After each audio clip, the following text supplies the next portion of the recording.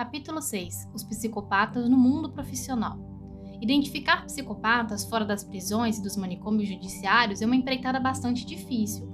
Os psicopatas estão por toda a parte e no dia a dia é possível encontrá-los em diversas categorias profissionais, em particular em organizações e empresas públicas ou privadas. Estas costumam se constituir em um cenário favorável para a peculiar maneira de agir desses indivíduos. Sem qualquer sombra de dúvida, o papel de liderança em cargos como diretor, gerente, supervisor ou executivo é sempre algo muito atraente para um psicopata. Esses cargos, além de oferecerem bons salários, proporcionam status social, poder e um amplo território de atuação e influência. A ação dos psicopatas nas organizações empresariais. Sérgio tinha 42 anos quando foi promovido a supervisor geral na empresa em que trabalhava havia 18 anos.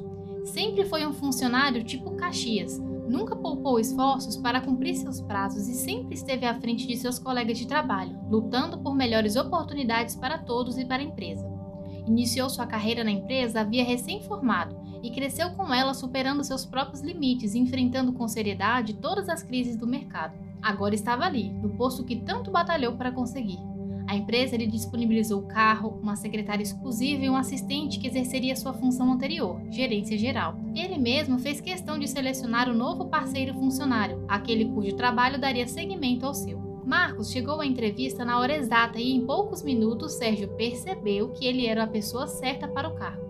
Marcos era jovem, 28 anos, tinha ótima aparência, boa fluência verbal e sua inteligência impressionou Sérgio. Apesar de sua pouca idade, narrou de forma segura e minuciosa seus inúmeros méritos e suas experiências profissionais. Num rompante de entusiasmo e fascinado pelas qualidades profissionais de Marcos, Sérgio o contratou imediatamente. Pobre Sérgio, cometeu um lastimável engano. Pouco tempo depois começou a amargar o mais profundo arrependimento. A partir de então passou a checar se as informações fornecidas por Marcos em seu currículo eram verídicas. Comprovou que a maioria das qualificações de seu novo funcionário era fraudulenta. Marcos, a essa altura, já se mostrara uma pessoa arrogante, insolente e deveras ambiciosa. Aquela pessoa que, ao primeiro contato, prometia ser uma excelente profissional, realmente surpreendeu, mas de forma absolutamente oposta. Logo após algumas semanas de trabalho, começou a se queixar da secretária de Sérgio sem qualquer motivo concreto. Dona Rosana era reconhecidamente uma pessoa muito confiável e responsável. No entanto, Marcos provocou uma cena de puro exibicionismo e expôs a fiel secretária a uma humilhação pública, chamando-a de incompetente, burra e lenta na frente dos demais funcionários. Logo após esse episódio, Marcos começou a faltar às reuniões com seus subordinados e, consequentemente, às de Sérgio também. Para tais faltas, sempre apresentava desculpas pouco convincentes e sem qualquer constrangimento por isso. Sérgio não tardou a desconfiar que Marcos estava desviando o dinheiro da empresa na forma de percentuais de venda destinados aos gerentes subordinados. Quando foi questionado sobre o assunto, Marcos se limitou a responder, de forma evasiva, que não tinha a menor noção do que se tratava.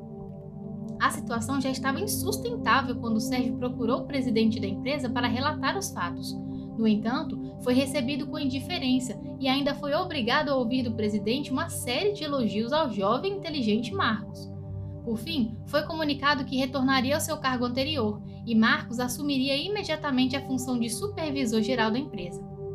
Os psicopatas costumam agir com tato e habilidade no cenário empresarial, assim como observamos no caso apresentado. Segundo Robert Harry, o número de psicopatas, burocratas ou de colarinho branco é significativo em cargos de liderança e chefias.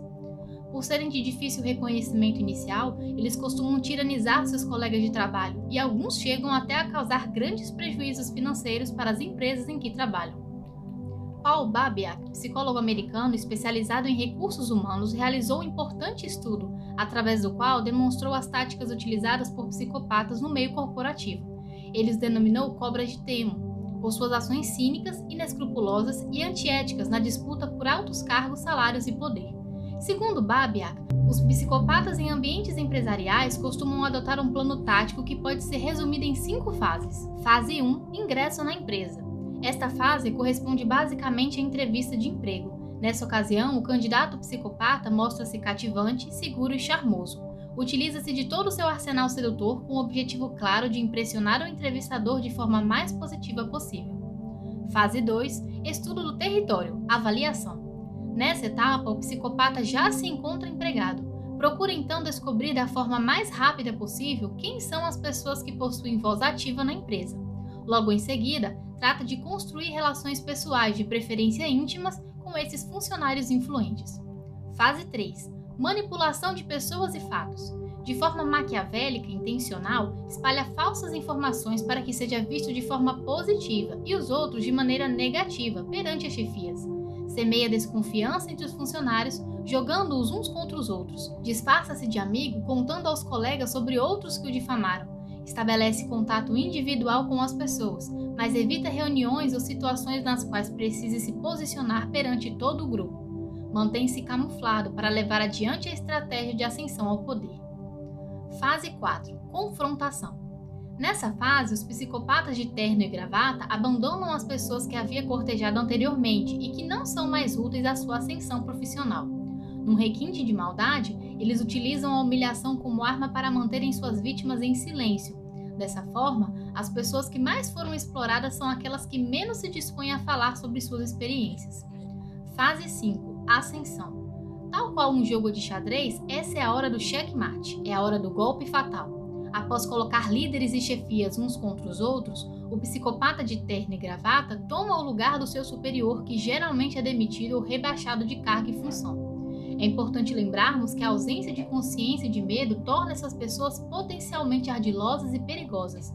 Para elas, infringir as normas e externar seus desejos agressivos e predatórios sem qualquer escrúpulo ou culpa são atitudes naturais e, por isso mesmo, isentas de qualquer autocrítica, empresas e instituições psicopáticas. Não podemos esquecer que a forma como as empresas são estruturadas também pode colaborar para que indivíduos com comportamento egocêntrico e inescrupuloso alcancem cargos de chefia e poder. Nos tempos atuais, algumas empresas crescem tão rapidamente que são obrigadas a mudanças constantes de funcionários e cargos. Nesse cenário, as intrigas, as falcatruas dos psicopatas podem ser dissimuladas por muito tempo. São as políticas de crescimento baseadas na política de que os fins justificam os meios. Na ânsia de crescer muito no menor espaço de tempo, muitas empresas acabam adoecendo também e perdem seus alicerces. As empresas doentes tendem a incorporar em seus quadros de funcionários pessoas que combinam com as suas adoecidas estruturas. Reforça-se assim o estilo inescrupuloso no ambiente corporativo. Entretanto, empresas que adotam uma estrutura administrativa baseada na confiança e na responsabilidades mútuas também podem se deparar com problemas semelhantes, uma vez que não adotam uma vigilância rígida sobre seus funcionários. Essa postura produz um ambiente profissional com maior liberdade. Por um lado, isso pode ser muito positivo para a maioria das pessoas. No entanto, essa mesma liberdade pode se construir em um terreno fértil em que os psicopatas de colarinho branco costumam florescer. Em tempos de globalização econômica, a competitividade entre as empresas pode adquirir dimensões extremas, ocasionando crises nos mais diversos setores empresariais.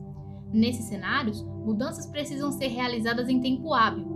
As empresas mais bem estruturadas e com visão estratégica de médio e longo prazo tendem a reunir forças em seus próprios funcionários, com o objetivo de encontrarem novas e criativas alternativas que façam a empresa transcender suas limitações e retomar a rota do crescimento sólido e duradouro, sem perder seus valores primordiais. Já as empresas com fraca estruturação administrativa e filosófica tendem, em situações emergenciais, a supervalorizar soluções mágicas imediatas baseadas em profissionais que encarnam o papel de salvador da pátria. Nessas empresas, o profissional que possui ou representa bem valores como força, capacidade de persuasão e controle das emoções rapidamente entrará em alta, pois à primeira vista, suas características são interpretadas como vantagens preciosas no mundo empresarial. Um psicopata pode facilmente fingir incorporar tais características e, ao utilizá-las de forma carismática e manipuladora, fazer uma carreira longa de sucesso em empresas com estruturas deficientes no aspecto material, ideológico e ou ético. Por tudo o que foi exposto, é fundamental no campo profissional analisarmos de forma crítica e cética o que pode estar por trás de um belo e suntuoso currículo. A presença de psicopatas qualificados e bem treinados nas empresas pode ser um diferencial muito bem-vindo quando se trata de separar o joio do trigo no campo profissional. Isso porque as pessoas que têm que tomar decisões sobre a contratação de funcionários nem sempre estão adequadamente capacitadas e treinadas para enfrentar as habilidades de manipulação e convencimento dos psicopatas. Assim, atente-se às seguintes dicas. Desconfie de um currículo ostensivo em demasia. Repare se ele apresenta inúmeras mudanças de cargo em pequenos espaços de tempo. Solicite ao setor de recursos humanos que faça contato com seu último empregador. Na entrevista com o candidato, elabore perguntas habilidosas que possam aferir a veracidade das informações contidas no currículo. A psicopatia nas diversas profissões. Os psicopatas não vão ao trabalho, vão à caça. Como observamos na primeira parte do capítulo, no mundo corporativo a ação dos psicopatas pode ser comparada à de animais ferozes, na busca implacável do poder e do domínio sobre o maior número de pessoas possível, assim como os grandes predadores fazem na demarcação dos seus territórios. A grande maioria dos psicopatas utiliza suas atividades profissionais para conquistar poder e controle sobre as pessoas. Essas ocupações podem auxiliá-los ainda na camuflagem social daqueles que não levam uma vida francamente marginal, delinquentes mais perigosos. Muitos se camuflam em pessoas responsáveis através de suas profissões.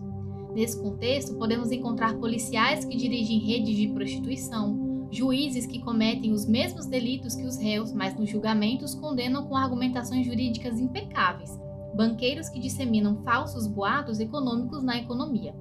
Também estão alguns líderes de seitas religiosas que abusam sexualmente de seus discípulos, ou ainda políticos e homens de Estado que só utilizam o poder em proveito próprio. Estes últimos costumam representar grandes perigos pelo tamanho do poder que podem deter.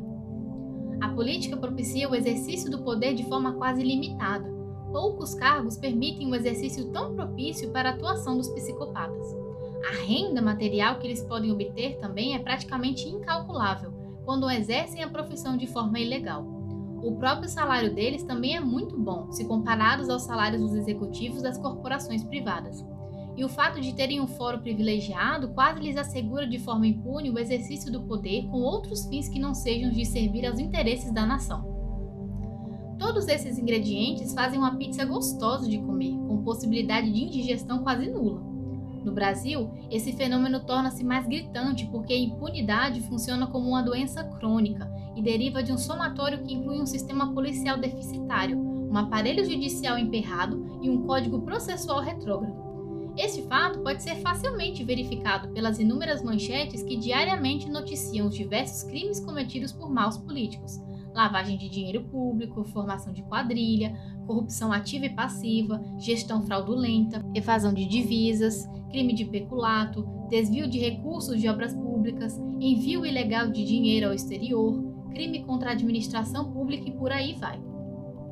A coisa chegou a tal ponto que a palavra política passou a designar precisamente este jogo amoral do qual a igualdade é sempre ultrapassada por pessoas que, desdenhando das leis, passam a controlá-las em vez de zelar por elas. Ou um ritual, os quais os criminosos são acusados, mas quando são importantes, livram-se da pena porque têm comprovadas relações pessoais e partidárias com os donos do poder. Roberto da Mata, sociólogo, Revista Veja, edição 2021, ano 40, artigo Sem Culpa e Sem Vergonha, edição Abril, 15/8/2007. Uma pesquisa realizada pelo IBOPE, encomendada pela Revista Veja, para saber o que os brasileiros acham de seus parlamentares, mostra que, embora a maioria dos entrevistados considere que o Congresso é essencial para a democracia, a imagem que eles passam para a população resume-se nos seguintes adjetivos: desonestos, insensíveis, mentirosos. Revista Veja, edição 1993, ano 40. Edição Abril, 31/1/2007. Também achei importante destacar nesse tópico a presença dos psicopatas em casos de pedofilia, abuso sexual contra crianças ou pré-púberes, 13 anos ou menos. Para realizarem essa perversidade, os psicopatas se camuflam em profissões que permitam aproximar-se de crianças. São professores, chefes de escoteiros, treinadores esportivos, pediatras, religiosos que atuam em colégios, entre dezenas de profissões que exigem contato com crianças. Todas essas atividades profissionais apresentam uma aura socialmente reconhecida como nobres e educativas. O psicopata pedófilo usa, de forma maquiavélica, essa artimanha para cercar-se de suas vítimas sem despertar suspeita. O caso do médico Eugênio Chipkevich, um dos pediatras mais conceituados do Brasil e detentor de um currículo invejável, ilustra essa constatação de forma bastante didática. Em 2002, o médico russo naturalizado brasileiro e especializado em psicoterapia infanto-juvenil foi detido sob a acusação de abusar sexualmente de seus jovens pacientes. A sordidez de suas táticas abusivas foi detalhada em quase 40 fitas de vídeo, que teriam sido gravadas pelo próprio médico em seu consultório. Após conquistar a confiança de seus pacientes, o médico aplicava-lhes injeção com sedativos e depois abusava sexualmente deles. Ao ser detido, Chipkevich agiu de forma indiferente e, sem qualquer constrangimento, admitiu ser ele o médico que aparecia nas fitas. Conseguiu até, de forma afável e tranquila, oferecer cafezinho aos policiais que vasculharam seu apartamento em busca de provas. O perfil psicopático do médico pode ser observado em alguns aspectos: a perversidade do ato em si, o requinte ritualístico de dopar as vítimas e filmá-las e a sua indiferença afetiva em relação a toda a situação. A maneira como o médico escondeu o lado obscuro de sua vida revela um talento inquestionável para mentir e manipular. Tal fato gerou perplexidade inclusive em seus próprios colegas de trabalho. Eu o conheço desde 1985. É um médico muito conceituado e não consigo acreditar nisso, declarou a psicopedagoga Maria Aparecida Casagrande à revista Veja.